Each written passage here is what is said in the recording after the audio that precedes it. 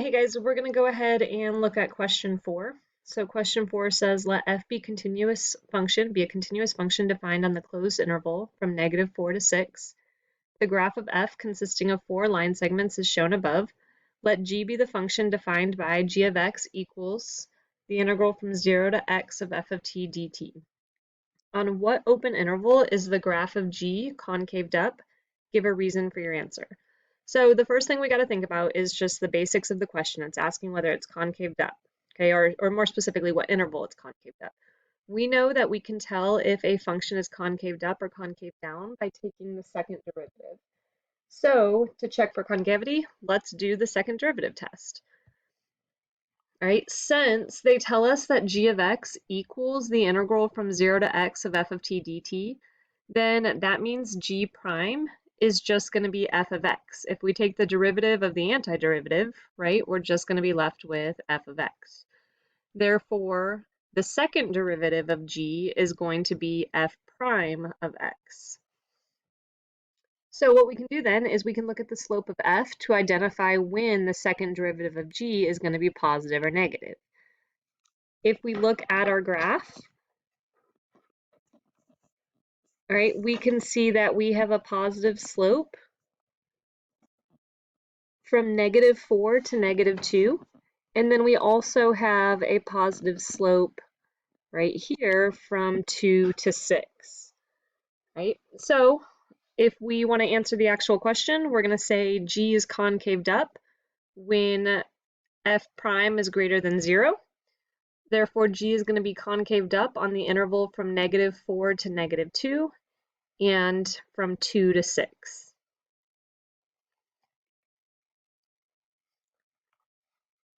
So if we look at our next question, if we look at part B, let P be the function defined by P of x equals G of x times f of x. We want to find P prime of 3. So the first thing we got to do is we got to identify the derivative of P. We are going to have to use our product rule here. So if we want to find P prime, what I'm going to do is I'm going to take P prime of x is going to equal G prime of x times f of x plus G of x times f prime of x. Right now, they didn't ask us for just the derivative of p. We wanted the derivative at x equals 3. So we're going to have p prime of 3 equals, and we're going to take that equation, and everywhere we have an x, we're going to insert a 3. G prime of 3 times f of 3 plus g of 3 times f prime of 3. All right, so now we got to solve for each of these, and we can use our graph to help us solve for g prime of 3, f of 3 for all of them. So I'm going to start off with one of the easier ones, which is f of 3. So the graph that we have up there is the graph of f. So if I want to find f of 3, I'm going to go to when x equals 3, and if you look, we can see that my corresponding y value is -3. So f of 3 equals -3. Right, the next one that I'm going to solve for is f prime of 3. So we want to know the slope of f of 3. Okay, the slope at f of 3.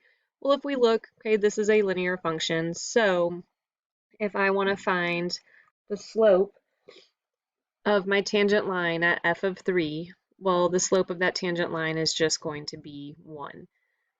We go up 1 over 1, which once again gives us a slope of 1. Right, the next one that I'm going to go ahead and solve for is going to be g prime of 3. So remember, the question tells us that g equals the integral from 0 to x of f of t. And just like in part A, if we take the derivative of an antiderivative, it just cancels out. And so g prime of 3 is really equal to f of 3, which we already found as our first one, which is -3. All right, so the only thing I have left to do is solve for g of 3. So g of 3 is going to be the area underneath my curve from 0 to 3. So if we look at what I shaded up here in purple, this is what we need to find.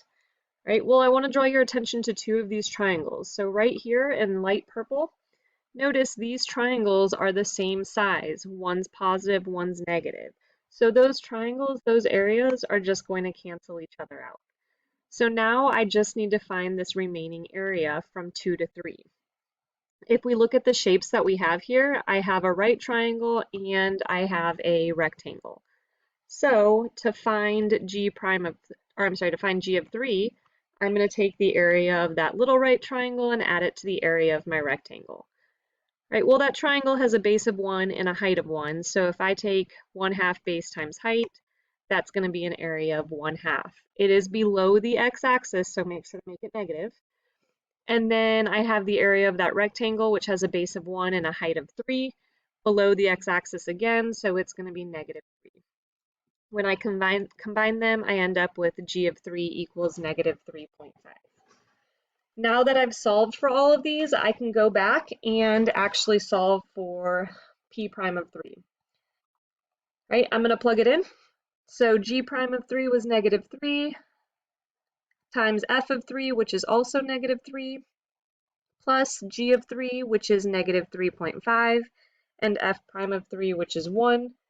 I multiply, I end up with 9 minus 3.5, which gives me my final answer of 5.5. All right, let's go ahead and look at C next. C asks us to find the limit as x approaches 2 of g of x over x squared minus 2x. So what it's asking me for is I need to find the limit as x approaches 2 of g of x. Well, g of x is defined as the integral from 0 to x, and since x is 2 in this case, we would say the integral from 0 to 2 of f of x dx. Right, well, as a reminder, from 0 to 2, that's just this area underneath the curve, right? And if you notice, it's those two triangles again, and we know that they cancel each other out, so that's going to just be 0. And if we plug x into the denominator up here, x is 2, so I end up with 2 squared minus 2 times 2, right? This is both going to give us 0 over 0. The numerator and denominator both give us 0. Right, which we know is going to be undefined. All right, but since we do get 0 over 0, we can use L'Hopital's rule. Okay, both numerator and denominator are differentiable and continuous. So remember, L'Hopital's rule tells us that we can take the derivative of the numerator and denominator to find the limit. So if I want the limit as x approaches 2 of g prime of x, right, divided by, and I take the derivative of x squared, which is just 2x, minus, and the derivative of 2x is just 2, then what I'm going to get is, right, remember also that g prime of 2, that's what we did earlier. If you take the derivative of g, that integral cancels out and it just leaves you with f of 2. Right, so if we come over here and find f of 2 on our graph, f of 2 is going to be negative 4. 2 times 2 minus 2 is 2, right? And so negative 4 over 2 is going to give me negative 2. Right, so we can say that the limit as x approaches 2 of g of x over x squared minus 2x is equal to negative 2. If we look at part D, it says find the average rate of change of g on the interval from negative 4 to 2. Does the mean value theorem guarantee a value c such that c is greater than negative 4 and less than 2, for which g prime of c is equal to this average rate of change? Justify your answer. Right, so to solve this one, first of all, let's go ahead and identify negative 4 and 2. That's going to be our a and b values. If we want the average rate of change, well, that's going to be f of b, that's our change in y over change in x. So that's going to be our f of b minus f of a over b minus a. So if we look at this, all right, now we're specifically looking at the change of g. So we want, right, b is 2, remember, and a is negative 4. So we want g of 2 minus g of negative 4 over 2 minus negative 4.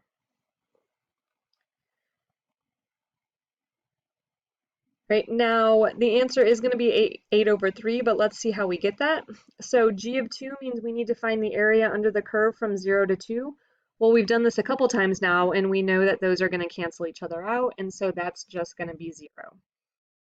Now g of negative 4, that's going to be my integral from 0 to negative 4, and I'm going to use my rule All right, I'm going to switch it to make it a little bit easier for me. I'm going to make it from -4 to 0, so that way I'm going from smallest to largest, and I'm just going to pull the negative outside of my integral. So I'm going to rewrite this as negative. Okay, I pull that negative outside, and I'm going to go from -4 to 0.